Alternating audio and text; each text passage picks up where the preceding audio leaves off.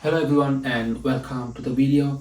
After my previous video about how I got a job in Australia, there were a lot of requests asking about what sort of technologies are kind of on demand in Australia. Like, can I get a PHP job? What's the demand for Java developer?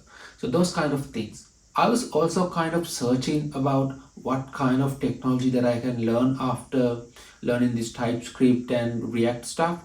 So I was also kind of researching, should I go with .NET, should I learn Java, or should I learn any other technology? So what I did was I extracted around 1,000 job posts from LinkedIn in the time period of first week of April, and I went through the job descriptions and tried to categorize what sort of technologies these job descriptions or job posts are asking from the developers.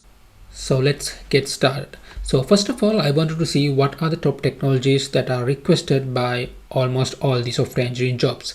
And I thought it would be JavaScript or TypeScript, but as you can see in the graph here, I have created a histogram graph here, and you can see the most requested job tech stack is Python, and then you have JavaScript or TypeScript, and then React, and the last being PHP and Rust. So PHP and Rust had the minimum number of jobs out of these technologies. But always remember, these were taken only around jobs posted upon a 1 week. This outcome is slowly based on 1,000 job post, which is posted on April first week. I have added these charts and histograms to this website, techjobstats.com, and if you want to have a look, you can go to that website and interact with the charts. And also, if you like that this kind of data in future, you can add your email on that website. So go and have a look on techjobstats.com. Next thing I wanted to find out is what is the best technology that you can learn as a combination between front end and back end. For that one, I created a heat map like this. You can find out which combination has the most heat, or means which combination has most number of jobs here. So the first one being React and JavaScript, obviously.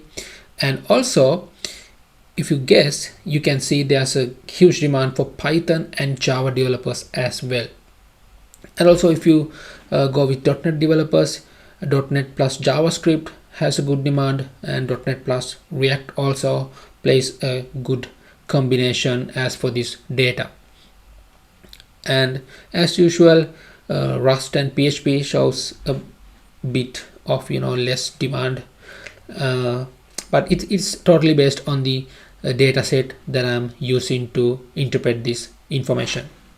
And the next thing I wanted to compare was how many AWS jobs versus how many Azure jobs, because especially for undergraduates, you don't have the time to, it's better if you can learn both, but you don't have the time to learn or master both these technologies as an undergraduate. Either you'll have to go with Azure tech stack, or either you'll have to go with AWS tech stack. Based on these data points I have, AWS has number of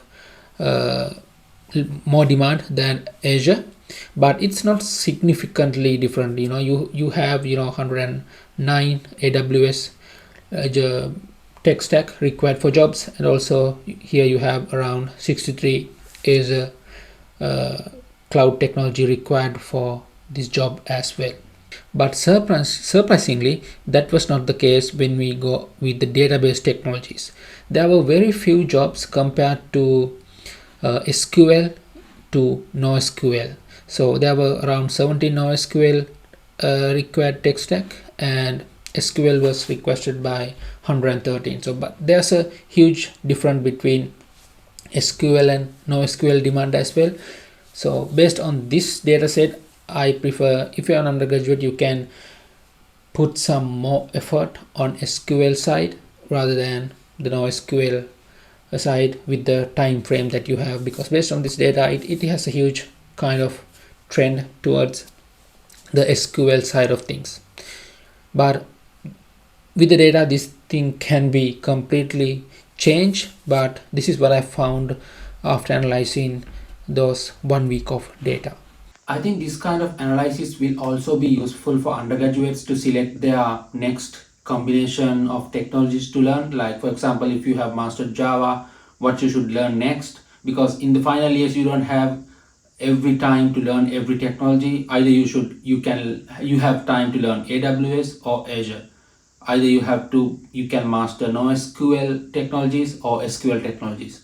But if you get an idea about where the industry is trending around Melbourne, so you can kind of get an idea on which technology stack to focus on, at least in your undergraduate studies, and get into the industry first. So if you are specifically interested on tech jobs only, this might not be the channel that you should subscribe. So I'm talking about everything as a full stack developer, mainly focusing on technology stuff, and also the things I do day to day, like for example this video. So I wanted to check what are the trending jobs in Australia, in Melbourne. So I did a small research and shared the results with you. So if you want to know about the job market and the job analysis stuff, I invite you to drop your email on the website that I share, this analytic website that I'm sharing. So in future, if I got a more traction, I will be improving this website with more data set, and also I'm planning, if this goes well, I can add more articles or more content related specifically for job market in Melbourne and in Australia.